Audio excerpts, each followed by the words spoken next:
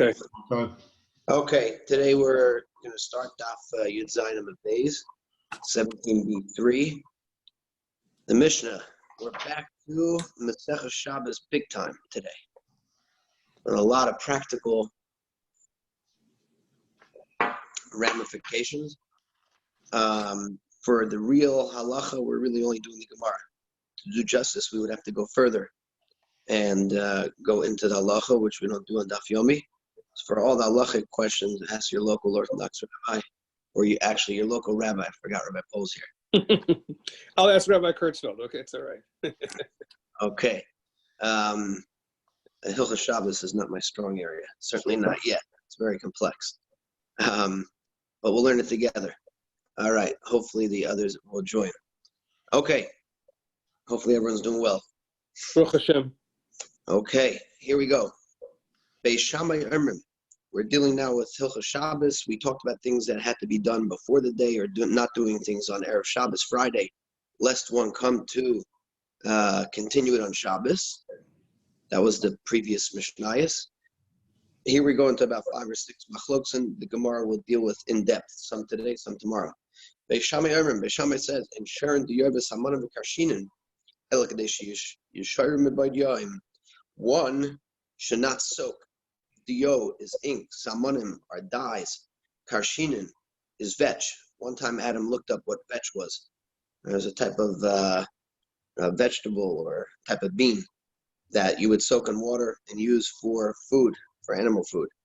So in all of these so far, Beis Shammai says that it's you're not allowed to do these on Friday, unless there's enough time that it's totally soaked before Shabbos. So Beis Hillel Matirin. Beis Hillel says that it is mutter. So just to qualify right now what the machlokas is, basically the isser, the prohibition over here would be lisha, kneading, or kneading with a K. All right, because when the ink, the point is to create it into a glob, then maybe you powder it or whatever it is, and it becomes into an ink. The prohibition is lisha, kneading. You want them to come into one big glob, one big mass. All right? So Beis Shammai holds of the concept, this is the yesod, the concept of shvisas kalim is doraisa. Shvisas kalim means the same way that we are obligated to rest on Shabbos, so too our kalim are obligated, our instruments, our vessels are obligated to rest on Shabbos. Therefore, Beis Shammai holds what he holds in this case. Comes along Beis Hillel and says, no. Beis Hillel, who we paskin like, says there's no prohibition of shvisas kalim with certain qualifications. There's no problem with shvisas kalim as long as you put it in mi ba'od yom, as long as you added the water before Shabbos, says Rashi. So then you're not actively doing the kneading, the isser, the prohibition on Shabbos. That's okay. Beis Shammai Omrim, next case, you're not allowed to put bundles of flax into the oven, unless there's enough time for them to get heated during the day, during Friday. Again, the isser over here is melaben. Melaben means whitening. That's what's going on with the flax in the oven to get white. Below, so similarly, you're not allowed to put the wool into the vat, this big barrel, the dyer's barrel, unless there's enough time to absorb the ayin, the color, while it's still day. This is a little different than melaben. It's not specifically whitening, but rather it's tzvia, or tsoveh, which is one of the 39 malachas called dyeing, with a Y, D-Y-E. So, again, Beis Shammai would say that you're not allowed to do this. Why? Because shvisas kalim. Shvisas kalim is doraisa. And Beis Hillel Matirin. Beis Hillel says, no, it's not a problem. As long as it was there before, even if it's going to continue on Shabbos, on Shabbat, ein bayah, no problem. Third, Beis Shammai Omrim. Beis Shammai says, a person mitzudas chayav oisves the dogim el kadesh yitzayid mebad yom. You're not allowed to spread out traps to catch animals or birds or fish, unless there was enough time. We'll see in the Gemara some qualifications to be trapped during Friday before Shabbos. Again, this is the malacha of Seder. Seder is trapping. And the Yerushalmi does bring down over here, even though according to Beis Shammai we say that you're only allowed to do the trapping if it was set up miba'odio on Friday, there are two other qualifications. The Yerushalmi says that according to Beis Shammai, the traps have to be set up in a forest or lake where there is game or fish, so it's pretty bound to happen. Number two, they have to have the capacity, these traps, to only trap one or two animals. And the reason is because then it's more likely to fulfill its goal, what it's destined to do before Shabbos, and it's not going to repeat it on Shabbos. Okay? If you don't have all these, then for sure it's usher. So that's not those two qualifications are not really an issue of time. I mean, I'm just thinking that it's hard to determine on this issue, harder to determine on this issue how much time it will take to trap an animal, I would think. Correct. Therefore, the Yerushalmi holds that even according to Beis Shammai, it's not just that you're not allowed to spread it out in the day unless there's time. The time is even more limited. Right. You have to be more convinced. That's the point of the Yerushalmi. Or It's just not just a matter of time. Right. What you have to make it more likely. You have to make it more Exactly. likely. Yeah. Correct. And Beis Hillel says, no, it's mutter. Again, why? Because they do not hold of Shvisas Kalim. Again, what is the difference between each of these cases? As we learn the Gemara, you'll see that there are some differences. Like, for example, are you more actively doing it versus passively, like in this case with the trap? Okay? There are other things with the coals in the oven involved. Maybe there'll be more issues of stoking the coals. Okay, we'll see the chiddush by each one. Beis Shammai Omrim, the fourth machlokas. Beis Shammai says, you're not allowed to sell something to a non-Jew, to a goy on Erev Shabbos. You're not allowed to load the animal with him. They might be in olav. You're not allowed to lift up onto the goy, right, onto his back or whatever it is. Unless there's enough time for him to reach a nearby city or a nearby house before Shabbos comes in. Okay, now what's the reason for this? So the Ran says that it has to do with Amir La'akum. You're not allowed to instruct a guy to do a malacha for Yid on Shabbos. But Rashi just adds that Beis Shammai says that it's usher for a Yid on Friday to sell something to a guy or to do any of these cases, the loading, if he's not going to reach his destination. Why? Because it looks like the guy is doing malacha for the Yid. It's a little bit more of a maris ayin type of issue according to Rashi. Someone's going to see and think that the Yid commissioned or paid the guy to do this malacha for him on Shabbos. Okay? He says it's usher for a Yid to transport something on Shabbos through the Rosh Hashanah. So, and he's not allowed to cause an animal to do it either. Okay? So he's not allowed to commission a guy to do it on his behalf either. Comes along Beis Hillel and they says mutter. Beis Hillel matirim. They say it's not a problem. And we're not worrying. They're not as worried as Marasayan. They're not worried for Marasayan over here. Okay. Says the Gemara Vaita or the Mishnah. Beis Shammai Omrim. Einasan Aris La'abdon. You're not allowed to give hides to a non-Jewish tanner. But like Kalim L'Kodesh Nachri. You're not allowed to give laundry or clothing to a laundromat or to a cleaner's. Unless there's enough time for them to do it while it's day. All right? Because again, it looks like the Jew is commissioning the guy to do a malacha, whether it's tanning or whitening malabain. When you clean clothing, it's malabain, it's whitening on Shabbos. Okay? Now, he does bring down over here that if there's enough time for the guy to do it before Shabbos, then even Beis Shammai would say it's mutter. Even if the guy waits to do it until Shabbos, that's his own prerogative. That's his own deal.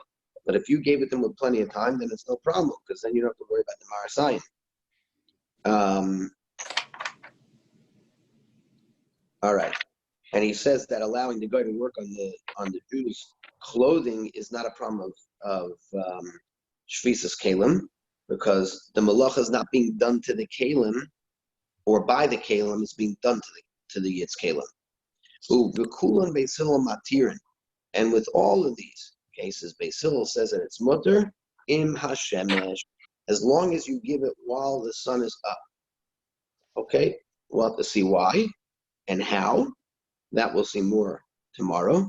But Beis Hillel doesn't say it's a problem. As long as the sun is up, even though the work's going to be done by the Goy on Shabbos, it's okay. Amr Shimon Gamliel. Shimon Gamliel, the chiddush over here is that he actually comes from the mishpacha of Beis Hillel, and he was a Talmud of Beis Hillel. Noigan Hayu Beis Haba. It was the minig of his father's house. Shayu Noisnin Kli Lovin Lakayvis Nachri.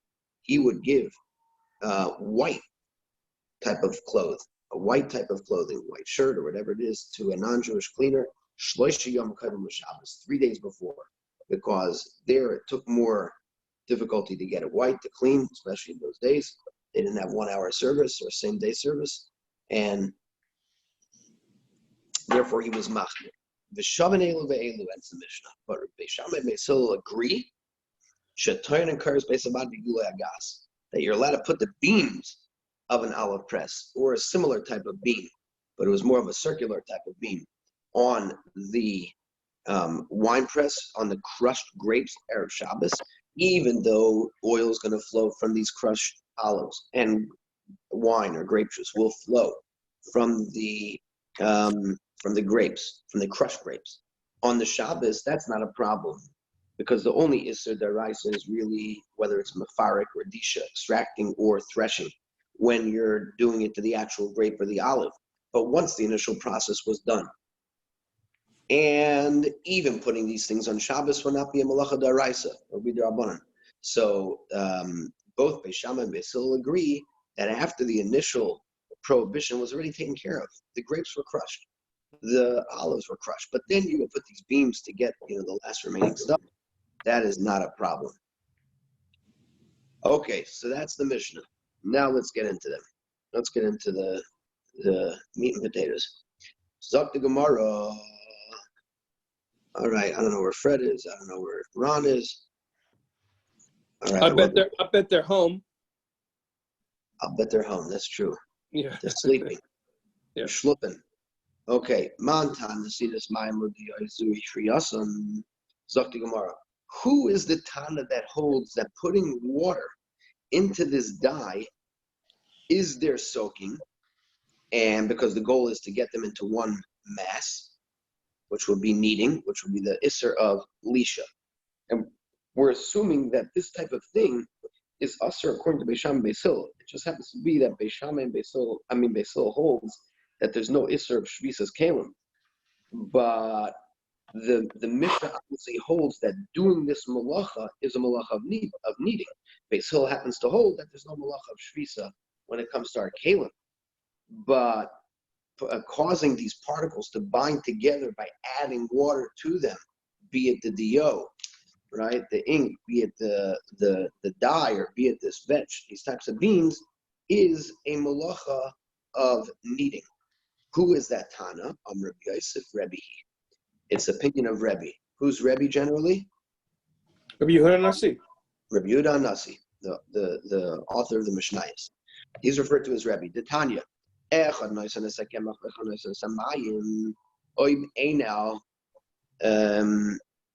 means with one person.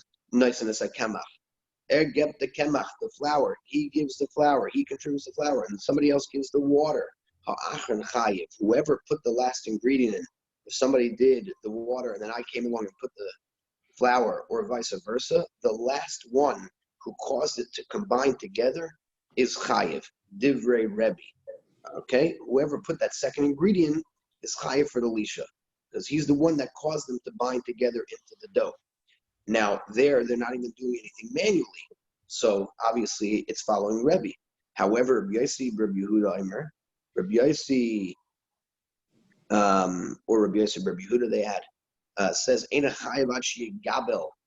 You're not chayiv for lisha, for kneading, unless you do it physically, until you're megabel the water and the flour tzuzamen, so gezel.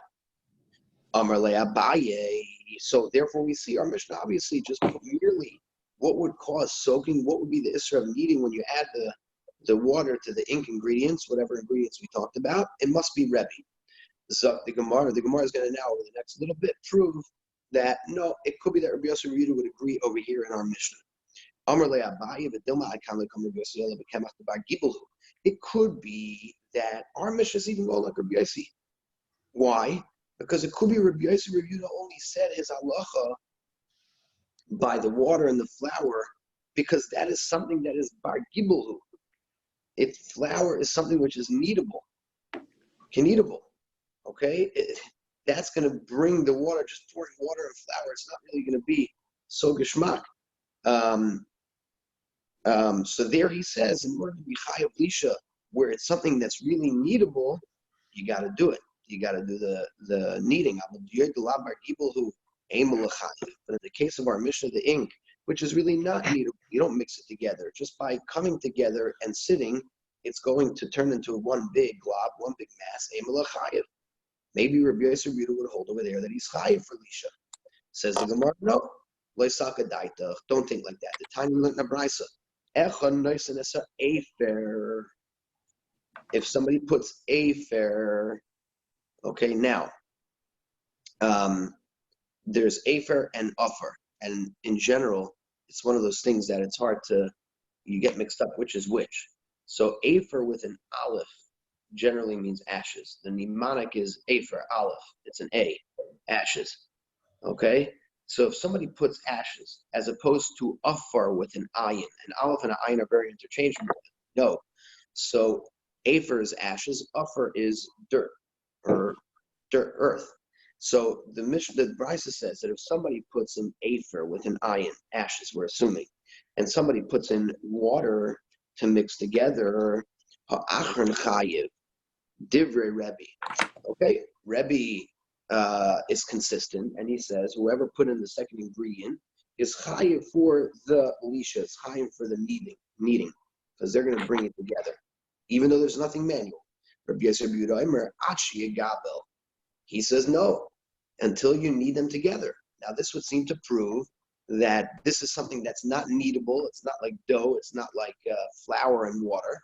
And yet Rabbi Yosef Yehuda says you have to be megabel. Says the Gemara, no, the dilma my afer. What does a Mishnah mean, or the Brisa mean by afer?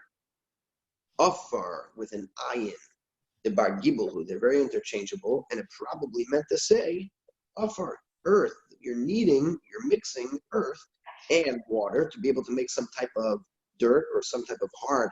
They're going to use it for cement or things like that, pottery, and so on and so forth. And therefore, it's not a raya against Rabbi Yehuda. It could be that in our Mishnah, where it's something not kneadable, it's just coming together on their own like the ink, he would agree that just putting it together is chayiv. I vatanya afer, vatanya offer, but there are two different brises actually. There is one brisa that says afer with an aleph, the ashes, and one with an ayin. So as long as there is a brisa that says afer with an aleph, ashes, and Rabbi Yosef Yehuda says you're not chayiv until you knead it together, that seems to imply that he would not be the author of our Mishnah. Says the Gemara, Midi Gabi Adadi Tanya. These brises were not taught together. If they were taught together, you have a pretty strong raya that he would hold of his opinion both by afer, ashes with an ayin, and uffer. Uffer with afer with an aleph, ashes, or uffer with an ayin, dirt. But since they were not set together, they probably were both referring to the earth, which is more commonly mixed with water to create this klum, to be able to create this mixture for repairs or pottery or so on and so forth. Okay, so it just could be that you don't have a raya that specifically Rebbe. It could very well have been Rabbi Yosef Rebbe Yehuda. Okay, that's where the Gemara ends off this beginning. All right, here we go. Tana Rabbanan. The Rabbanan taught Poiskin Mayim Lagina. This is a brisa similar to our Mishnah, and we'll deal with, keep in mind all these different cases. Because the Gemara is going to use it to base different things in our Mishnah, compare it to our Mishnah. Tana Rabbanan, the Rabbanan taught. That's why they were Rabbanan. Poiskin Mayim Lagina Erev Shabbos M'chashecha. One is allowed to open up his water, turn on his hose, or open water from this spring or channel into his garden on Erev Shabbos before getting dark. and the water will continue to fill up his garden, his stuff, the ganze Tag, the ganze Shabbos, the whole Shabbos. Umenichon mugmer tachas hakelim erev Shabbos, and someone's allowed to place this mugmer, this incense that's burning, under his kalim, under his clothing on Friday before it gets dark. Okay, so we're not worried about zoreya, planting, or sowing with an O. In the first case, we're not worried about perfuming the clothing over here.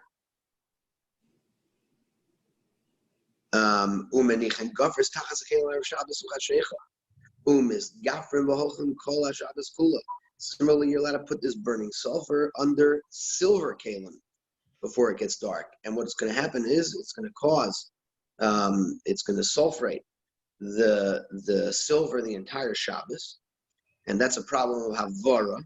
Rashi says that they would sulfurate the silver to blacken it and highlight the different designs or work the designs, make it nice on the whole Shabbos. We're not worried about Havara. Next case, you're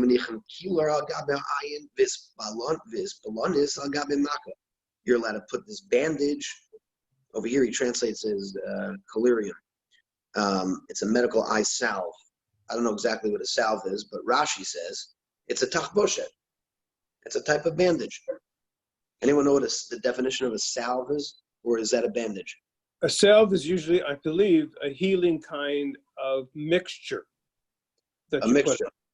Okay, so but Rashi says by kilar, Rashi just says by kilar, tachboshet, right? Tachboshet is literally the word for a bandage. So it probably had these ingredients, and you would put this on under the eye, or on the eye, this balanis, or a typical dressing, also like a splint or a bandage, on whatever the wound is. Erev Shabbos Hashecha, Friday while it's still light out. Umis rapes voilechas koyim kula, and the eye or the mako will continue to heal the Gatsa Shabbos. All right. Now, normally, this is a drabanan.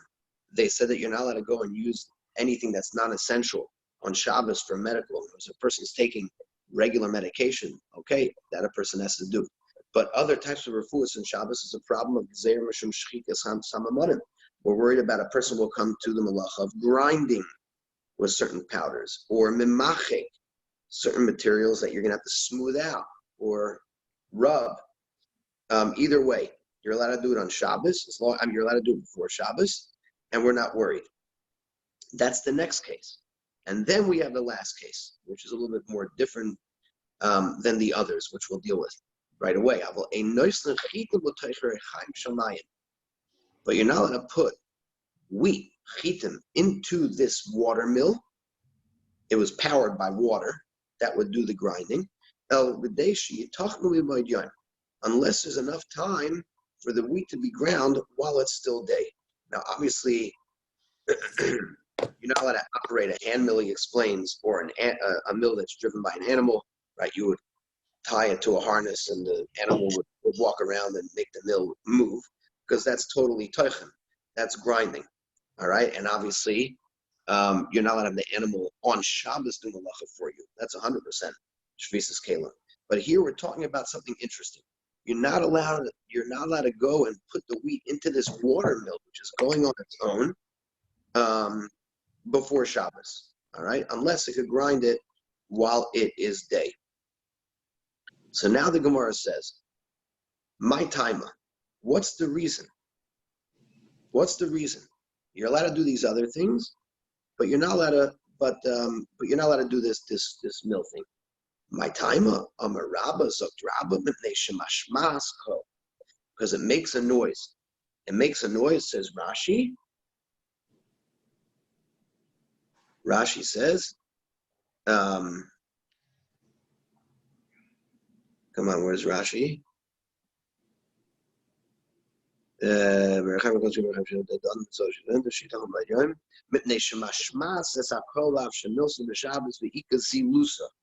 Rashi says the problem is that since it's in public, it's going to cause a bizayon, a zilusa, an embarrassment and dishonor to the Shabbos.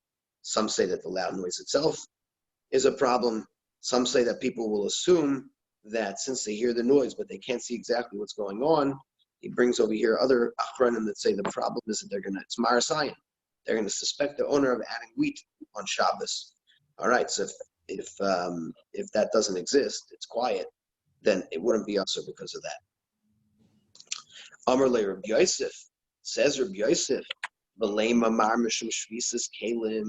this business of mashmas kol? What's this business of making noise? The Isser should be because of Shvisas Kalim. The Tanya,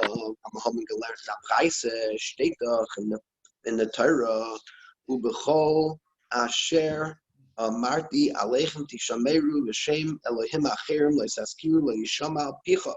We learned this not too long ago in Truma Tetzav, I believe. But Mishpatim. Mishpatim even. Okay. Yeah. That, and regarding everything, in regards to everything that I told you, Tisha Meru, you should listen to. You gotta listen. You gotta guard. Okay, and that was going after the pasuk over there, Sheshes Yamim, Te'asam Malacha B'Mashrit Tishbais, and it talked about L'man Yenuach Sharcha B'Chamarecha. Oh, Moshe Shields at the end of today. Okay, he wants to join tomorrow, and he just sent me a text. Okay, beautiful. So the Brisa says l'Rabba Shvisas Kalim, and that comes to include Shvisas Kalim. Ella Amar Rabbi Yosef. So he, in fact, Ella always means rather. That means a change. It's not, I guess, simply he's arguing on Rabba. Forget about the noise. Maybe there is noise. Maybe there isn't noise. There's an Isser of Shvisas Kalim. You're not allowed to let the watermill grind the wheat because of Shvisas Kalim. Because if you can't let your Kalim work on Shabbos. They have to rest. The Hashta Da'amr, it says the Gemara in the Beis Hillel, Islu Shvisas Kalim D'Oraisa. So if we're saying that even Beis Hillel would hold of the issue of Shvisas Kalim D'Oraisa, Gafras to Mugmer my time of Shari. What's the reason that they would allow, in the first case of the Brisa, that you could put Gafras and Mugmer, these sulfur and spices for the clothing to burn incense before Shabbos, and it'll continue to perfume the clothing or the silver kalim before Shabbos. We should have a problem with Shvisas kalim. Says the Gemara, okay, now we're going to go through all of them. The difference with that is because the actual Kli is not doing the Maisa over there. Okay? Shvisas kalim is only where the kalim are actively doing the Maisa, like the watermill. But by the sulfur, by the incense, there, the Kli itself is just containing the substance, but it's not doing it actively. For Beis Hillel would say it's mutter. Unan shel pishtan. What about the case in our Mishnah, where you're heating these bundles of flax into the oven to be able to be malabin, to be able to whiten them? Why is there not a problem with Shvisas kalim over there? Says the Gemara, Mishum v'lo yikaved ma'isa, u'meniach neicha. Beis Hillel says there also the oven is not doing the action. The oven actually is containing the fire, but it's totally passive. In fact, the Gemara Matzudas Chayva Ofer Dagan. What about the case of the Mishnah where you're trapping these animals, fish, birds, the ka'avid ma'isa? There, the trap is doing the ma'isa. My time of shari, why is it mutter according to Beis Hillel? Again, hasanami beloiche v'kukri, like ka'avid ma'isa. The Mishnah is dealing with the hooks or the basket. The trap itself is not doing anything. The animal's grabbing onto the hook. The fish are going into the basket, and it was a basket that was open wide on one side, thin on the other. The fish will go straight in and then get caught. So it's not that he's actually biyadayim doing it. It's just happening passively. Okay? So if that's the understanding, and he says, and Rabbi Yosef actually was saying that unless for these issues, midaraisa, it could be that Beis Hillel would hold a shvisas kelim. V'hashadam Rabbi Shayim Rabbi Yosi. Now that Rabbi Shai says in the Rabbi Yosi, mantana shvisas kelim daraisa.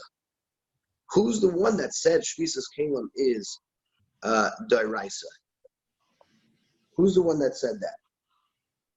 Beis Shammai, like Beis Hillel, right? The Bryce is going like Beis Shammai and not Beis Hillel. LeBeis Shammai ben Kav and Maisa ben Kav and Maisa Aser. According to Beis Shammai, who holds a shvisas kelim daraisa, he holds that is an iser daraisa. Not just you can't do malacha, but your kelim can't do malacha for you. So according to Beis Shammai, it shouldn't matter, and we see that in the Mishnah clearly, that he forbids all these things unless it was done unless it was done on Friday. LeBeis Shammai ben Kav and Maisa ben Kav and Maisa Aser. It would be forbidden whether it's doing the Maisa or not. LeBeis Hillel afagav. They call it Maisa Shari. He holds that according to Beis Hillel, even if it is doing a Maisa, it will be mutter because you're not mitzvah at all on shvisas kelim. All right.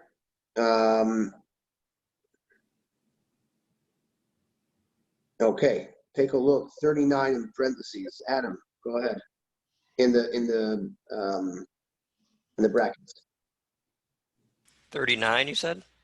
Yeah. As indicated by Rav Asi's statement that the Tana who subscribes to the idleness of utensils precept is Beis Shammai and not Beis Hillel.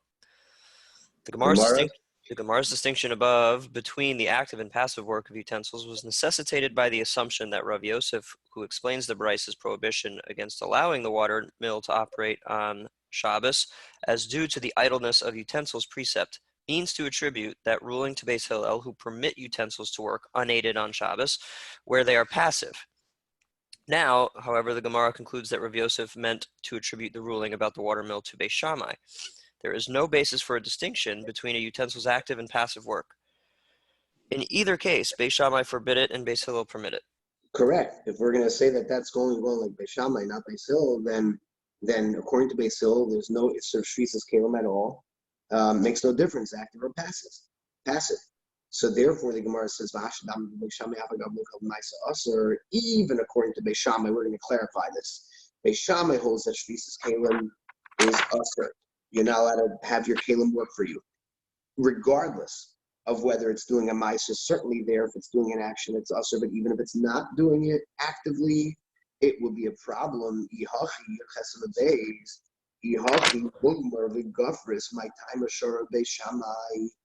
Why do Beis Shammai in the Brisa,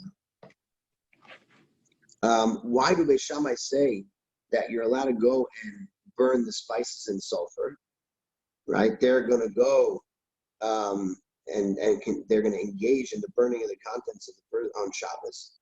Says the Gemara, Hassam, you're right. Mana ha'ara. In the cases of spices and sulfur, there it's not in a keli. It's on the ground. Okay, so you don't have to worry about shvisas kelim. You don't have to worry about shvisas kelim. Says There's no kli. There's no kli. No kli. It's on the right. Adam. It's on the ground. Says the Gemara, Gigas v'ner v'der v'shapud my timer shar Beis Shammai. This we didn't have before, but there's another brayso. Beis Shammai say allow for a gigas, a barrel, a brewer's barrel, a lamp, a pot, and a spit.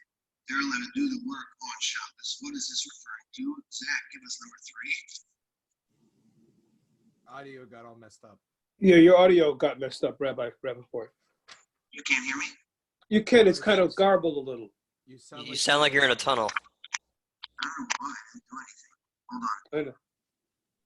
It's common practice for brewers to make beer, a process that requires the soaking of barley. Turn up your volume. It's not the volume. No, I mean Zach. Yesterday, Adam said I was too loud. Don't listen to Adam. Hold on. Okay, go. Okay, is that better? Yeah. A little better. Okay. It was common practice for brewers to make beer, a process that requires the soaking of barley for more than 8 days, which necessarily includes the Shabbos. And we have never heard that Beis Shammai prohibit it, which indicates that they indeed allow it.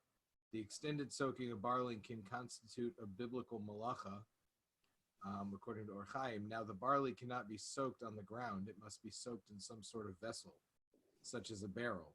Similarly, Beis Shammai certainly permit allowing lamps to burn on the Shabbos, which is in fact a mitzvah, and pots of cooked food to simmer on the stove on the Sabbath. Even though there is necessarily some improvement to the food accomplished by the continuing cooking. Similarly, we do not find the Beis Shammai argue with the ruling of the Mishnah below that one may lower the spit holding the Pesach offering into the oven before the Shabbos and allow it to roast on the Shabbos.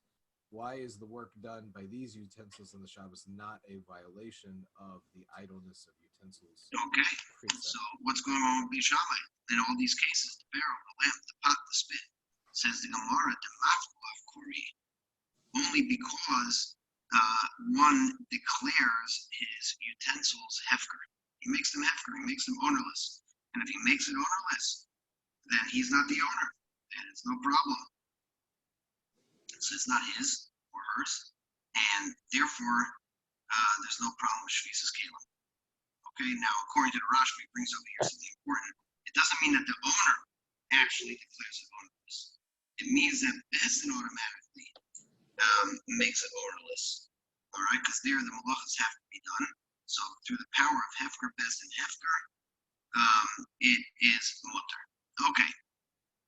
Can you hear me a little better now? Not really. Nope. Should I go back on?